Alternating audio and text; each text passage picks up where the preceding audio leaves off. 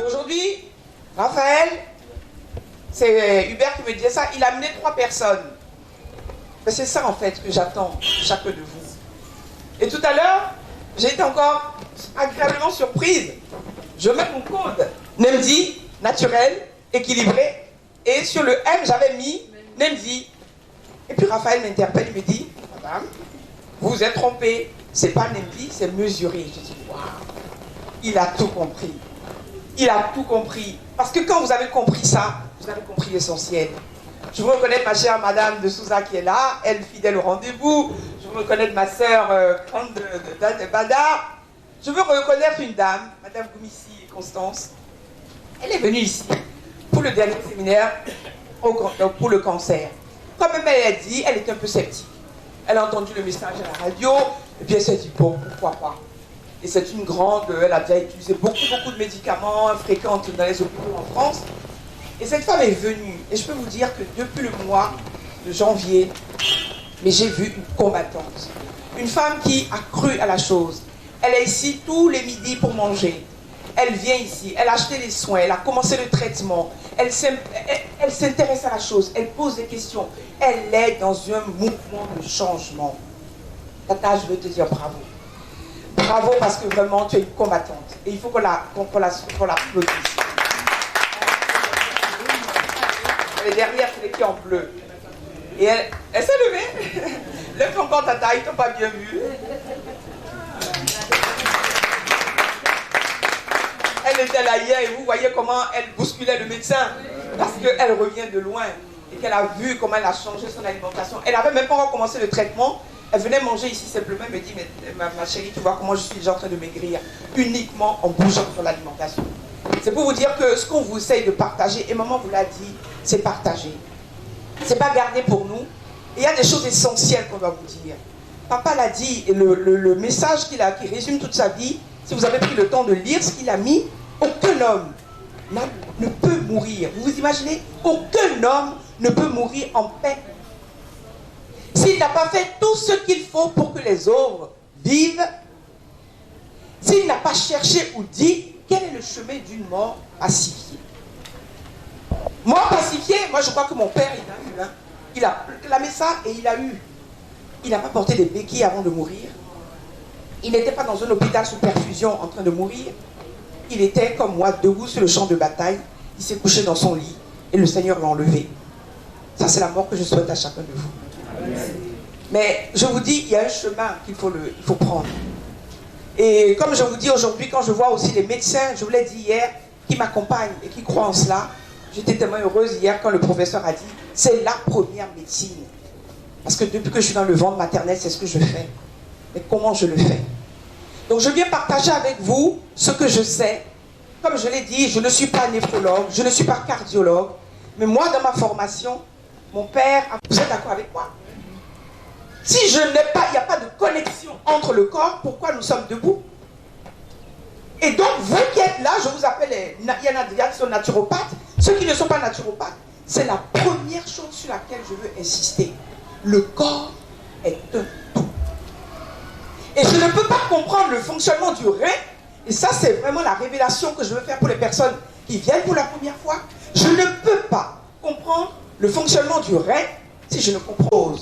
Vous voyez que dans le cadre d'un séminaire, ce n'est pas toujours évident. On n'a pas le temps de tout faire. Il faut manger, il faut faire autre chose. Mais il y a des choses essentielles, mes frères et mes sœurs, que vous devez comprendre. Le corps est un tout. Et je vais vous expliquer que d'abord, la santé. Quels sont les sous-bassements de la santé?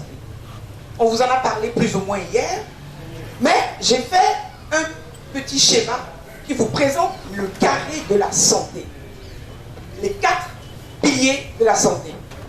Comme vous l'avez vu, l'alimentation, l'exercice physique. Qu'est-ce que le médecin vous a dit hier? 45 minutes par jour. La moyenne, 3 fois par semaine. Combien de fois on le fait? Les exercices physiques, le sommeil. Le prochain séminaire sera sur le sommeil. Je suis effarée, je peux vous dire, du nombre de personnes qui viennent me voir en consultation. Madame, je ne dors pas. Quand je suis dans le lit, là, Je tourne dans le lit, c'est à 2 h du matin que je trouve le sommeil. Et puis après, je me réveille. Et puis bon, il y a d'autres, je m'endors devant la télé. C'est la télé qui me fait dormir. Il y a une aberration là. Ou alors, on en parlait hier, je me réveille 4 fois dans la nuit pour aller faire pipi. Attendez. Il y a une logique qu'il faut qu'on intègre. Pourquoi tu as pris le sommeil? Pour qu'on se repose. Mais tu es en train de te reposer et toutes les 2 heures, tu te réveilles. Et toi-même, dans ta tête, tu te dis, c'est normal. C'est pas normal. C'est pas la nuit que je me réveille. Le rein, lui, il travaille la nuit pour pouvoir éliminer le matin. Le sommeil est déterminant. Et les gens qui manquent de sommeil peuvent avoir des maladies graves. Et puis, un élément fondamental, docteur, vous en avez parlé hier, la psychologie, la sérénité mentale. Quel est notre état d'esprit, nous qui sommes ici? Est-ce que je suis avec mes problèmes, mes soucis, mes préoccupations? Au lieu de dormir la nuit, eh bien, je pense à mes problèmes. Mais je vous renvoie à Matthieu 6. Matthieu 6, verset 17, où le Seigneur dit, mais ne vous inquiétez donc pas de ce dont vous allez manger, de ce dont vous allez vous vêtir. Regardez les oiseaux du ciel, regardez les lits blancs de la terre. Aucun d'entre eux n'a été revêtu d'aussi belle manière. Même Salomon, dans toute sa gloire, n'a été revêtu comme aucun d'entre eux. Pourquoi donc vous inquiétez de ce qui va arriver le lendemain? À chaque jour suffit sa peine. Mais nous mettons les problèmes sur notre tête. Nous sommes en train de parler de ça, de nous plaindre. Et finalement, ça bousille complètement notre mental.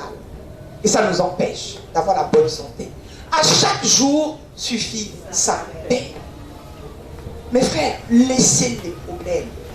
Et ta santé, au lieu d'être en train de te plaindre, dis-toi, je ne mets pas en avant. Si tu ne mets pas en avant, Dieu va t'accompagner, tu vas en faire 400 et tu vas retrouver la santé. Mais tous les problèmes, c'est une décision. Mais si tu rumines, tu n'auras pas la santé.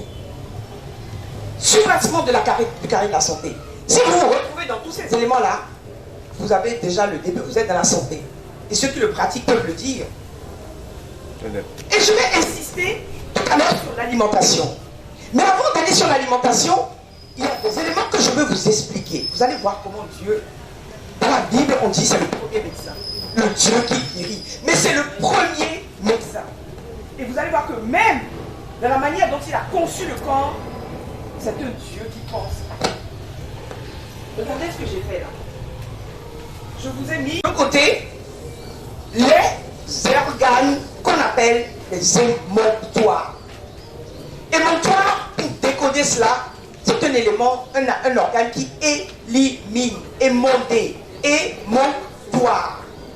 Émonctoire, émonde. Quand on dit émonder quelque chose, c'est le filtrer, le nettoyer, enlever les toxines. Émonctoire.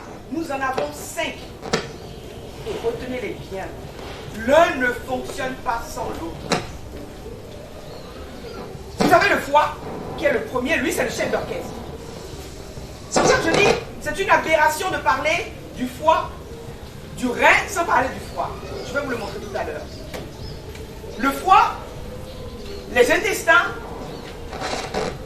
on n'a pas parlé des intestins. Les intestins, c'est par là que les déchets passent. La peau, hier on nous a fait transpirer. Moi je dis, dommage qu'on n'a pas le soleil aujourd'hui, parce que la transpiration, on vous l'a dit, monsieur Dako hier, la sueur, le sébum, les saletés qui sortent de la peau, c'est un émonctoire. Les reins, on est sur notre sujet, et les poumons. On oublie ces poumons-là. Les poumons sont des émonctoires.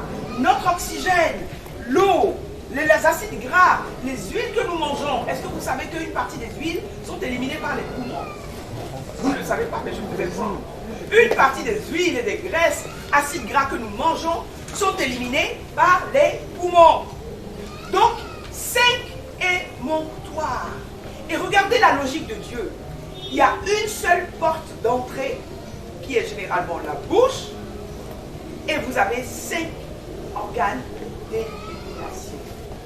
Mais pourquoi on n'a pas 5 portes d'entrée et 5 organes d'élimination. On a une porte d'entrée, on a une porte d'entrée et on a 5 portes d'élimination. 5 émonctoires, retenez-les. Et chacun doit fonctionner avec l'autre. C'est une synergie. Si le rein, est-ce que je veux vous faire toucher du doigt? Si vos reins sont malades, est-ce que vous avez pensé à votre foie? Est-ce que vous avez pensé à vos intestins? Est-ce que vous avez pensé à votre peau? Est-ce que vous avez pensé à vos poumons? Tout ça fonctionne de manière synergique.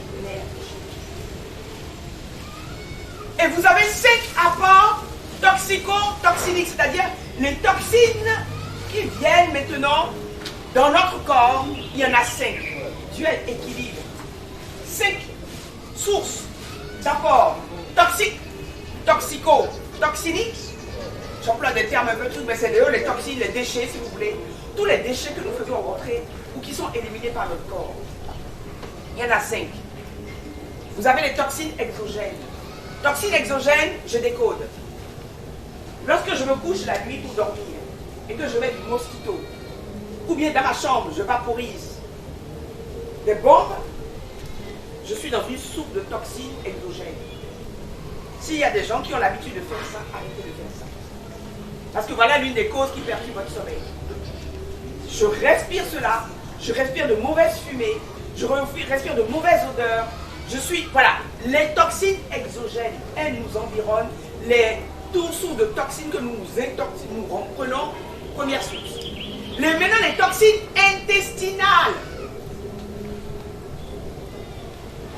On a eu à faire un séminaire sur le foie et le médecin nous a parlé des déchets qu'il y a dans le corps.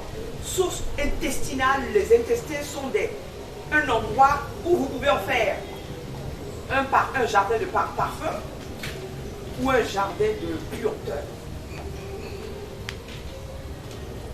Et d'ailleurs, quand vous allez à la selle, l'odeur des selles, la nature des selles révèle ce qu'il y a dans votre ventre. S'il y a des gens qui voient la selle et que quand quelqu'un rentre après, la personne ne peut pas tenir, il faut te poser des problèmes. Il faut te poser des questions. Qu'est-ce qui se passe? Quand tu vas faire pipi, le professeur en parlait hier, tu vas faire pipi et qu'il y a une odeur qui reste dans les toilettes quand tu es sorti, il faut te poser des questions. Et toxines intestinales, il y en a, même quand tu as une alimentation saine, mais il faut les faire sortir tous les jours. Et donc j'arrive sur le terrain pour dire, s'il y a des personnes, j'en profite pour dire en même temps que vous commencez à identifier vos problèmes, s'il y a des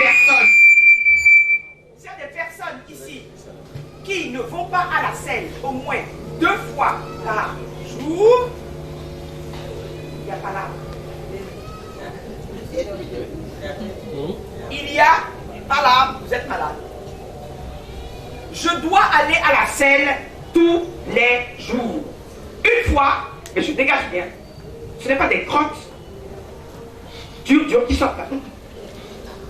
T'as vu quand même je suis sortie des toilettes, là, quand j'ai regardé, j'ai dit maman. Donc tout ce que j'ai mangé là, c'est ça, c'est ça. Ou alors, il y en a qui font 2 fois. 2 fois c'est l'idéal. Le matin au réveil. Si ton foie, tes reins, tous ces émonctoires fonctionnent, tu dois aller le matin.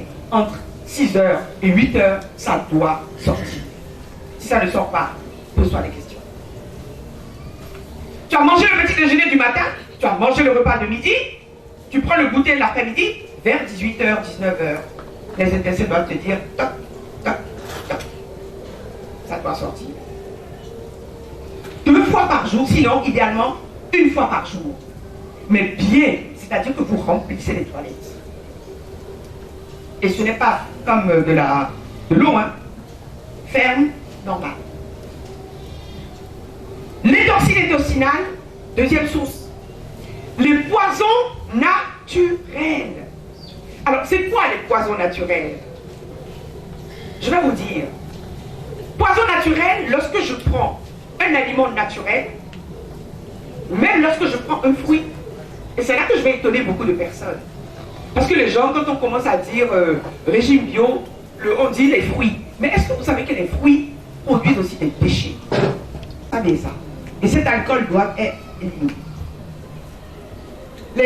du métabolisme et les cadavres cellulaires, est-ce que vous le savez également? Je vous donne une information. Chacun de nous, ici, nous avons plus de 1000 milliards de cellules. Alors, je ne sais pas si vous pouvez le voir de quoi je parle. 1000 milliards de cellules. Et c'est peu dire. La science est encore en train de fouiller aujourd'hui pour comprendre le fonctionnement du corps. Tellement nous sommes une merveille. Dieu nous a créés et l'homme continue encore de chercher comment est-ce que ce corps fonctionne. 1000 milliards de cellules et chaque jour, chacun d'entre vous, vous ne le savez même peut-être pas, vous perdez au moins 100 000 cellules par jour. Qui meurent, ce qu'on appelle les cadavres cellulaires. Et il faut, comme je dis, les éliminer. Vous les éliminez soit par l'urine, soit par les selles, soit par la sueur, d'où l'importance du sport, mais vous devez les éliminer. Sinon, qu'est-ce qui se passe? Ces cadavres s'installent et restent là. Au lieu d'être éliminés, c'est l'une des causes des cancers. Les cadavres cellulaires, le corps se renouvelle, on a dit renouvellement des cellules. Et il y a une règle très importante. Je vous en prie, soyez attentifs. Parce que ce que je suis en train de vous dire, quand vous avez compris cela, vous avez compris le principe de la vie et de la santé. Il y a un principe essentiel. Plus je mange, je vais le résumer, plus je mange, plus vite j'accélère ma mort. Retenez bien. Plus je mange, plus j'accélère mon entrée dans la tombe. Moins je mange, plus je vis longtemps. Est-ce que tout le monde a compris ce que j'ai expliqué là? Plus je mange, plus j'accélère mon entrée dans la tombe. Moins je mange, et plus longtemps je vis. Alors nous sommes dans une civilisation où on vous amène à grignoter. On dit aujourd'hui les statistiques, les enfants mangent en moyenne 15 fois par jour. Maman, tu me donnes le chewing-gum? On donne le chewing-gum. Maman, je veux un yaourt? On donne le yaourt. Maman, je veux du chocolat? On donne le chocolat. Maman, un biscuit? On donne le biscuit. Et je vois des mamans, elles se baladent avec les enfants, comme si l'enfant était affamé, on se balade avec des biscuits dans le sac. Et dès que l'enfant dit, tiens.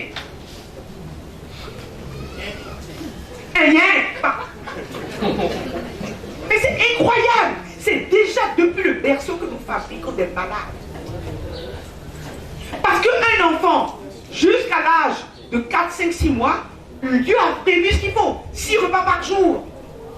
Quand on parle de sevrage, ça veut dire qu'il commence à devenir un petit homme constitué.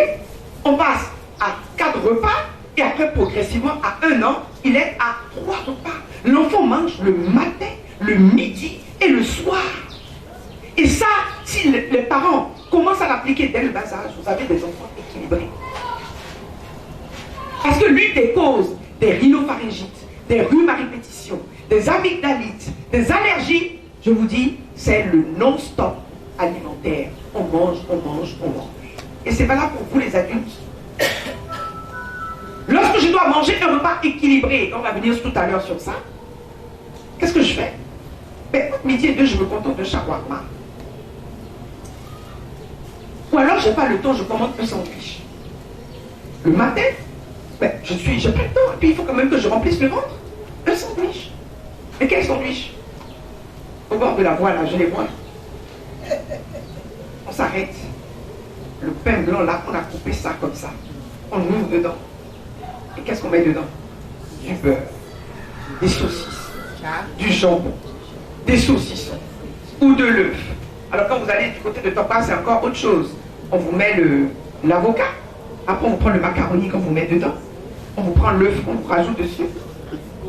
Les haricots qu'on met dedans et on ferme le pain. Et la même personne est en train de manger ça dans ce ventre. Madre de Dieu. Notre corps est devenu une poubelle.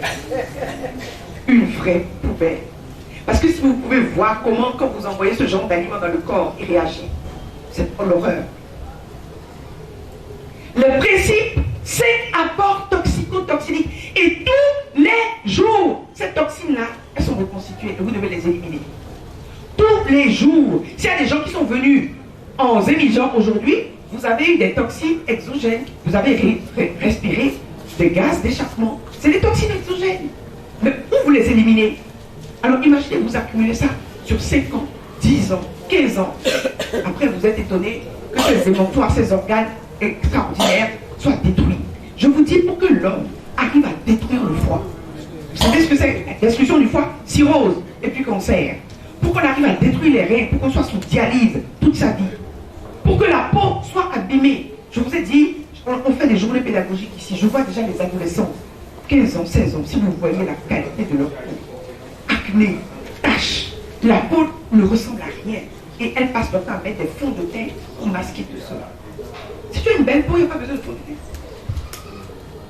Si tu as une belle peau, pas de fond de teint, tu as mis ta pommade pour hydrater, tu es parti. Si tu veux te maquiller, tu te maquilles naturellement. La peau, on ne fait pas de sport pour détruire les poumons. C'est-à-dire que vous avez un organe qui a une vocation à vivre 100 ans. Et ça, ce n'est pas un vain mot, hein. Dieu l'a dit dans sa parole. Vivre jusqu'à 100 ans. C'est ce qui est prévu pour l'homme. Et vous avez des centenaires. Rentrez dans le village. Vous allez voir. Ils sont plus restés là. Mais ils n'ont pas été touchés par nous, notre mode de vie complètement dénaturé là. Je voulais parler des toxines exogènes. J'ai oublié de vous parler du portable. Mais ça fera l'objet de notre problème, de notre sujet. Le téléphone portable, les ordinateurs portables avec lesquels nous nous baladons. Moi, je vois mes filles, je leur fais la guerre. On veut travailler, on se couche sur le lit et on met l'ordinateur portable sur son ventre. Et puis on est en train de tapoter. Vous savez que c'est l'une des premières causes de fausses couches. Fausse couche et puis avortement naturel, l'enfant ne tient pas. Ça détruit le fœtus.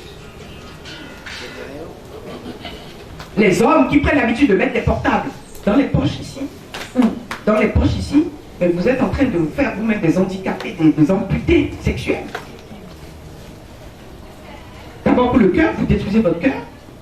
Un cœur qui fonctionne à 110 volts et vous mettez un téléphone portable qui fonctionne à 1000 volts. Ceux qui étaient ici avec le professeur Yamoussi, il vous en a parlé. Et puis quand on le met ici encore, on se dit non, c'est pratique. Jamais sur vous. Parce que là, il irradie, il va aller détruire vos canaux au niveau du pénis, et puis le spermatozoïde, il perd de sa puissance, impuissance sexuelle. Les toxines exogènes, nous sommes environnés de cela. Et on se dit, il faut les éliminer, mes frères et mes sœurs. Et voici les organes que Dieu nous a donnés pour éliminer. Donc vous voyez que chacun de ces organes, vous devez en prendre soin. Je suis sur le sujet. On doit en prendre soin. Je ne peux pas penser à mon rein comme un élément isolé. Je traite mon foie, mon rein, mes poumons. Et c'est pour ça que nous, en naturopathie, on dit, tu vois le corps de manière globale. Et hier, le professeur, il avait cette honnêteté intellectuelle de dire, je ne maîtrise pas, donc je déconseille la phytothérapie. Parce qu'il ne sait pas de quoi il s'agit. Je vous ai parlé de l'expérience de papa. Son premier réflexe, papa était commencé à aller prendre des plantes. Il est allé vers les médicaments. Il avait des calculs rénaux. Il avait le rhumatisme chronique, double scoliose du dos, ganglion lymphatique. Tous ces émonctoires étaient atteints. Tous ces émonctoires étaient atteints. Le foie hors service, les reins, n'en parlons plus, il y avait des calculs. Les poumons, ganglion lymphatique. Il était comme lui-même, il dit, un déchet à 37 ans. Et il achetait, maman, elle a témoin, 100 000 francs de médicaments par mois. C'est ce qu'il consommait. Un médicament pour le foie, médicament pour les douleurs, médicament pour les poumons. Il était devenu un esclave.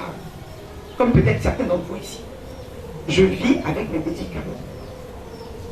Et l'échec de la médecine, les médecins, lui, disaient, il n'y a pas de solution. Et surtout, on a prédit sa mort. À 37 ans, le médecin lui a dit, monsieur Pia, il ne vous reste que 2 ans. Dans l'état dans lequel vous êtes là, si vous survivez dans les 2 ans là, c'est un miracle.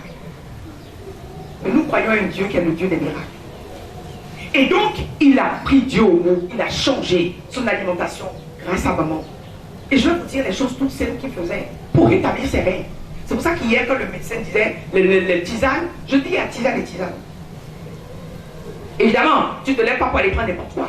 Mais pour nettoyer les reins, mon père, son livre est là, Soyez les rhumatismes, ceux qui veulent, vous pouvez vous en approprier. Il raconte son aventure santé. Il dit comment c'est avec les aliments qu'il faisait des décoctions et qui l'ont nettoyé les reins. Et quand il allait faire pipi, calcul rénal, il dit que quand il faisait pipi, maman est là, elle peut témoigner. L'efficacité des aliments. Il faisait pipi, il est devant les toilettes, il entend dans le tintement des toilettes, ting, ting, ting. C'est les calculs qui sortaient. Les calculs sortaient par l'urine. Il est parti refaire ses contrôles. Le médecin lui dit, vous avez des reins de bébé. Vous avez des reins de bébé. Il n'a pas pris. Il a arrêté de prendre les médicaments. Parce que condamné. Donc moi, je viens vous parler de ce que je sais. Comment j'ai vu des malades ici. Et ça, je veux vous attirer votre attention. J'en ai parlé déjà à certaines personnes en consultation. Les groupes comme les Tianchi et autres qui vous font miroiter des méthodes hétéro-occultes. Il paraît maintenant qu'il y a des bassinets dans lesquels on vous dit, on met de l'eau, vous mettez votre pied dedans, et puis ça tire, l'eau devient noire. C'est du magnétisme, c'est de l'occultisme. Il y a 2 femmes qui sont venues me voir ici, elles me disent, oui, on m'a dit ça, j'ai acheté ça à coût de centaines de mille, et ils m'ont dit, ils sont venus sur notre paroisse, Tianchi, et tout, et puis j'ai commencé à appliquer ça. J'avais des fibromes, elle était à 8 fibromes dans l'utérus, elle dit qu'elle a acheté leurs médicaments en pagaille, et quand elle est revenue me voir ici, elle avait 16 fibromes dans le ventre. Et quand elle m'a dit ça, j'ai dit, madame, c'est pas possible. Elle dit, madame, c'est pas possible. Même parler à nos curés, quoi. Dites-leur non plus. Envoyez, parce que c'est les curés qui nous ont recommandé ces gens-là. Soyez avertis. C'est les curés eux-mêmes qui font la promotion pour dire, ces gens viennent là, allez les voir et puis mettre des stands sur les paroisses et vous allez vers eux. J'étais à Natitengu, il y a 1 mois, pareil. En plein dimanche, il y a une femme qui vient là, qui commence à dire, oui, nous faisons de la nutrition par ceci, il y a des ceci. Et puis, voilà, nous avons des machines, même chose, des machines. Quand vous venez, vous allez mettre les pieds dedans et tout ça. Et à la fin, je crois que Dieu a inspiré le prêtre qui m'appelle, il me dit, Sœur Daniel, cette histoire-là, moi je n'étais pas convaincue, mais c'est un ami prêtre qui m'a appelé pour me dire qu'ils passent de paroisse en paroisse pour venir proposer leur service. Et elle m'a mis la pression. Mais quand j'ai écouté son message, j'ai eu peur. L'esprit m'a mis au cœur qu'il y avait quelque chose de pas normal. Je dis, je vous confie, mon père, c'est de l'intoxication et c'est dangereux. Et donc il a dit qu'il allait essayer de faire une communication pour dire aux gens de faire attention. Soyez vigilants, le Seigneur nous dit d'être prudents. Je ne suis pas là pour venir faire la promotion de mes produits. C'est des produits du terroir. Tata Constance est ici, quand elle ne trouve pas chez moi, elle va chercher ailleurs.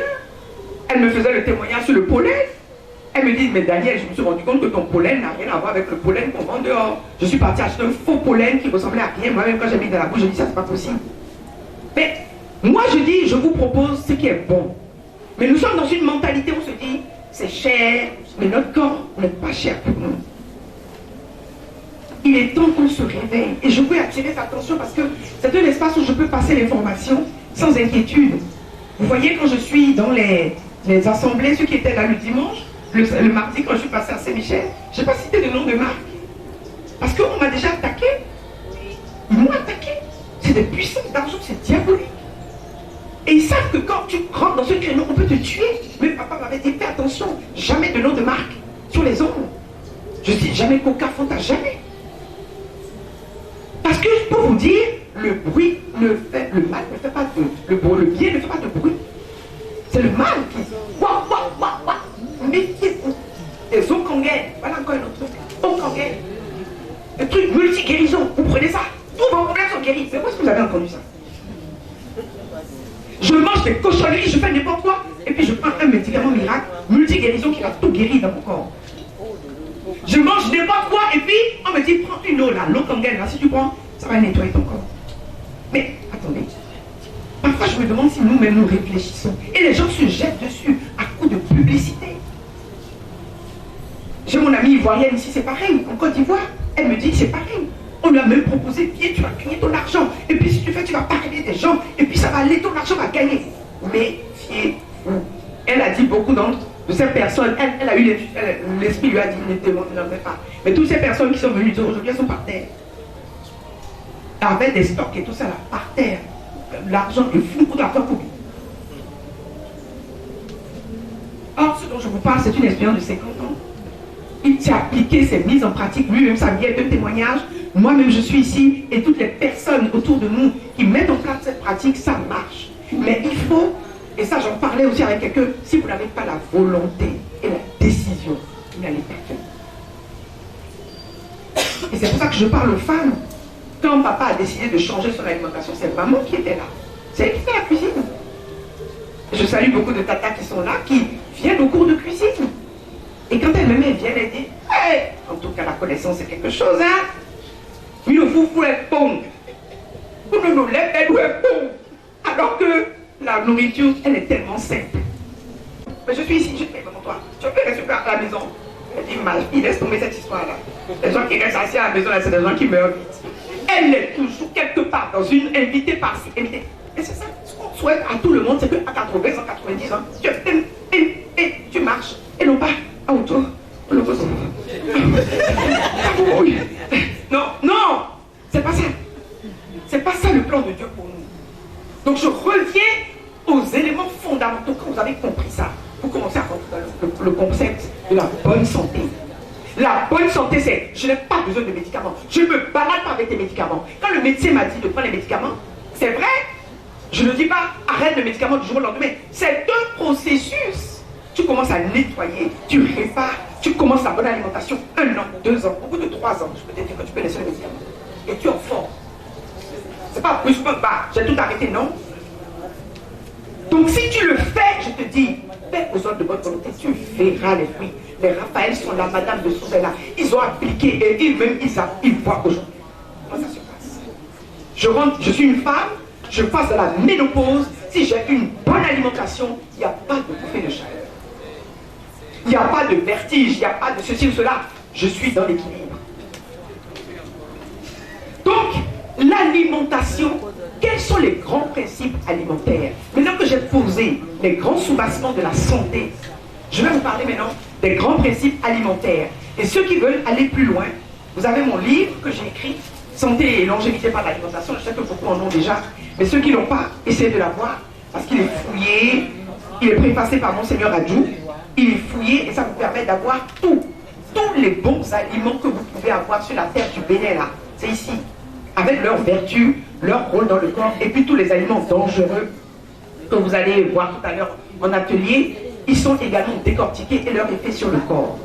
Mais qu'est-ce qui sous-tend une bonne alimentation? C'est ça, c'est le code NEM10. Quand vous avez intégré ça, vous avez tout compris. Une alimentation doit être naturelle. Et je crois que le professeur, il m'a préparé le terrain pour aujourd'hui, les conserves, les aliments raffinés, les aliments blanchis, tout ce qui est blanc. Je l'ai dit mardi quand je parlais, tout ce qui est blanc dans votre alimentation, laissez-moi ça. Les aliments naturels, c'est ce qui est naturel. Et les aliments colorés. Hier, le professeur Sewa, il parlait, il dit oignon, c'est pas vrai. Les oignons rouges sont 4 fois plus vitaminés que les oignons blancs. Quand vous cherchez les patates douces, si vous prenez les patates douces rouges, elles, c'est des antitoxineux. La patate douce, vous allez voir tout de suite, je vais vous présenter un élément sur la similitude qu'il y a entre les aliments et puis notre santé. La patate